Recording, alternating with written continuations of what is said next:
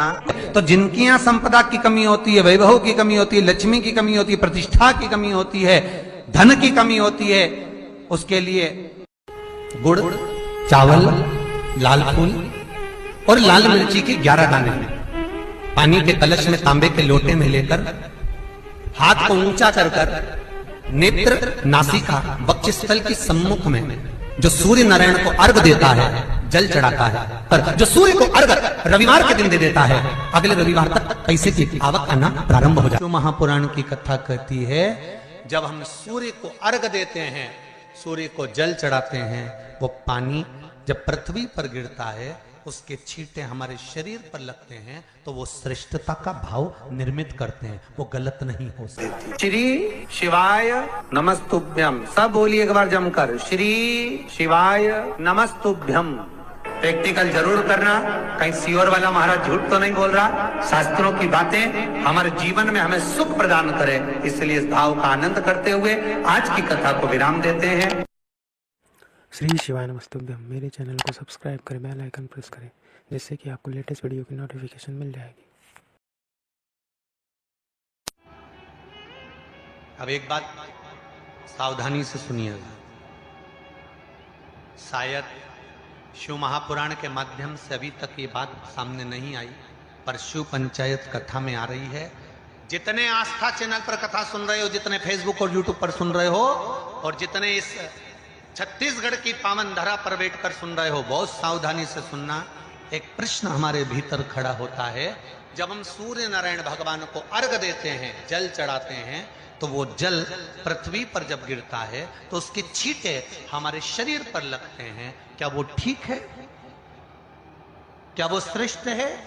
तो शिव महापुराण की कथा कहती है, जब हम सूर्य को अर्घ देते हैं, सूर्य को जल चढ़ाते हैं, वो पानी जब पृथ्वी पर गिरता है, उसके छींटे हमारे शरीर पर लगते हैं, तो वो श्रेष्ठता का भाव निर्मित करते हैं, वो गलत नहीं हो सकता। कारण अब वो भी समझ लीजिए।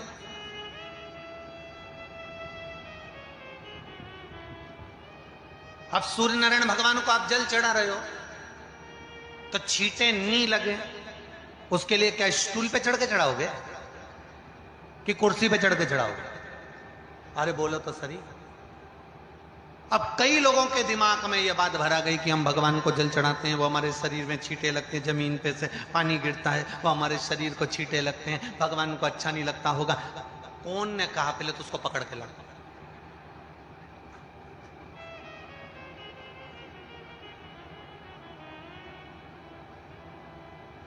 क्योंकि मेरे राम जी महाराज, मेरे भगवान कृष्ण, बड़े बड़े संत, साधु, सन्यासी, तपस्वी, साधक, उपासक जितने भी हुए, जिन्होंने सूर्य की आराधना करी, इन्होंने टेबल पे चढ़कर या कुर्सी पे चढ़कर जल नहीं चढ़ाया, इन्होंने पृथ्वी पर खड़े होकर ही, क्योंकि पृथ्वी तत्व के देव हैं शिव।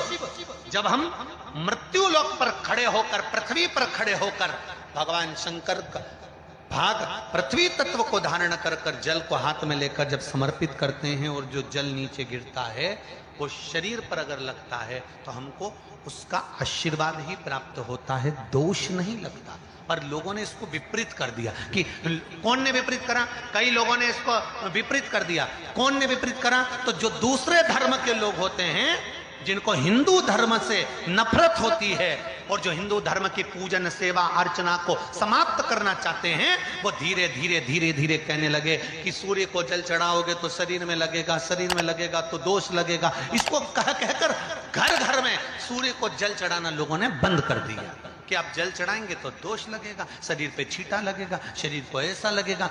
ये दोष नहीं है। कितनी सुंदर बात है महाराज। सूर्य नारायण भगवान को जब जल चढ़ाया जाता है, हाथ सिर से 8 इंच की दूरी पर होना चाहिए। जम के बोलिए, सिर से कितना ऊंचा होना चाहिए? 8 इंच ऊपर अपना हाथ होना चाहिए मस्तक से सूर्य को जल चढ़ाते समय। और ना चांदी का, ना स्टील का, ना लोहे का, ना प्लास्टिक का, ना कांच का, न सोने का कोई बर्तन, न कांसे का, न एल्युमिनियम का, न पीतल का, केवल एक पात्र होना चाहिए, वो है तांबे का। काय का पात्र होना चाहिए?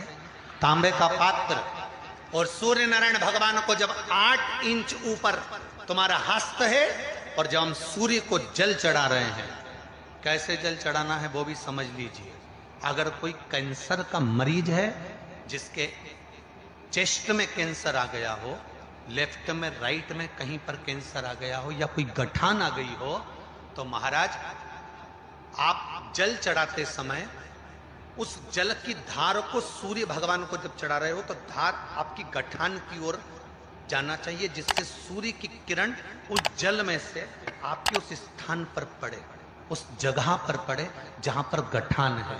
महाराज आप लगातार जल तो चढ़ाना चालू करो, अच्छे अच्छे डॉक्टर फेल हो जाएंगे और कह देंगे गठन ठीक हो गई।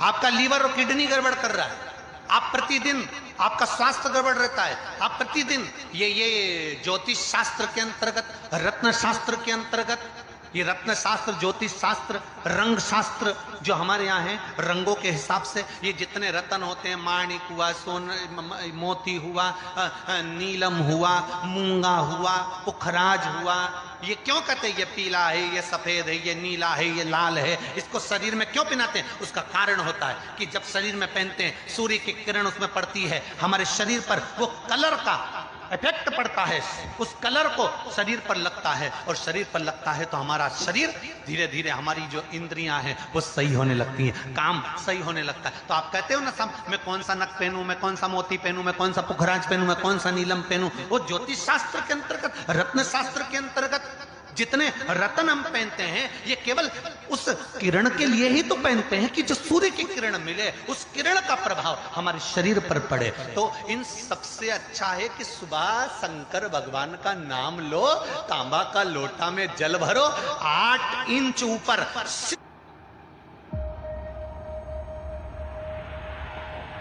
It all started from here. सिर से हाथ होना चाहिए, और सूर्य नारायण भगवान का दर्शन साधारण नहीं, जो जल तुम चढ़ा रहे हो, वो जल की जो धार आ रही है, उसमें सूर्य का दर्शन होना चाहिए, तो कैंसर की बीमारी कभी नहीं हो सकती।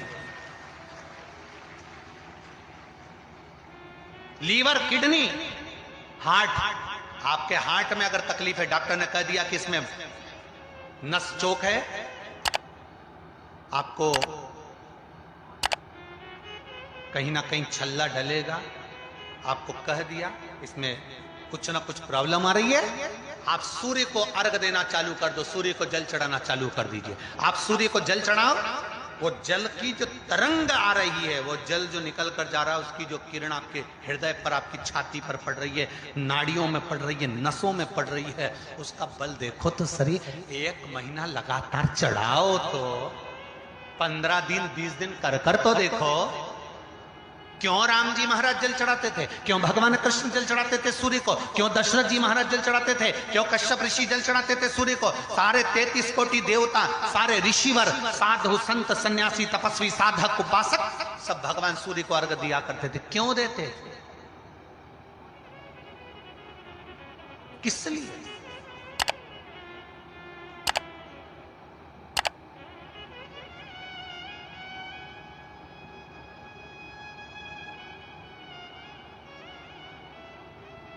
सूर्य नारायण भगवान को जल चढ़ाते समय आपके पंजों की एड़ी ऊंची नहीं होना चाहिए, ध्यान दीजिएगा। आपका पंजा पांव का पूरा की पूरा जमा होना चाहिए भूमि पर। हाथ कितने इंच ऊपर? 8 इंच ऊपर होना चाहिए। जल जो गिरे, सूर्य की किरण, सूर्य का दर्शन उस जल की रोशनी में करना चाहिए। क्या होगा उससे?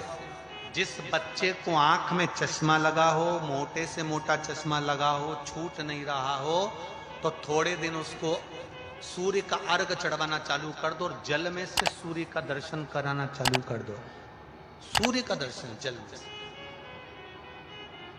2 महीना 2.5 महीना बहुत है, आंख की रोशनी बढ़ जाएगी, चश्मा हट जाएगा। आप कर देखिए। अब एक प्रश्न और खड़ा होता, सूर्य को अर्घ देने। गुरुजी पंचदेव पंचायत में सूर्य नारायण भगवान शंकर की पंचायत में हैं।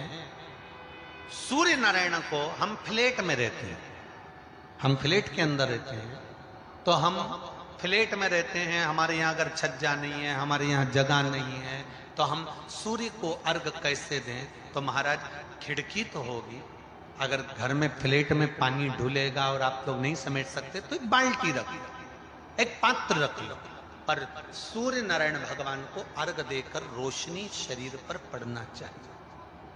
जिंदगी में कभी कोई बड़ी बीमारी नहीं आ सकती। कितने लोग देते हैं सूर्य को अर्घ? जरा हाथ उठाओ। बहुत बढ़िया, बहुत जोरदार। पुरुष लोग भी देते हैं ना, चाहे बच्चे से बच्चा, बच्चों के हाथ में भी एक लोटा पानी पकड़ाओ। घर में छोटे बच्चे हो ना, उनको तांबे का लोटा दो, पानी दो, जा बाहर खड़े हो जा, एक लोटा पानी चढ़ा के। पहले दिन आप स्वयं बच्चे के साथ बाहर खड़ी हो, ओटले पर, घर के बाहर खड़ी हो, छत पे खड़ी हो या घर के बाहर खड़ी हो, और बच्चे से कह लो चढ़ाओ बेटा, देखो ऐसा हाथ 8 इंच ऊपर करिए, तांबे का लोटा लेकर पानी धीरे धीरे डोलना है। जैसे वो स्लो मोशन के सीन नहीं होते नाटक में, ये एकदम धीरे धीरे, बस नहीं तो मालूम पड़े छोरा छोरी एक साथ उंडेल के नहीं। जल चढ़ाते समय उस पानी में से सूर्य की किरण पड़ना चाहिए। सूर्य की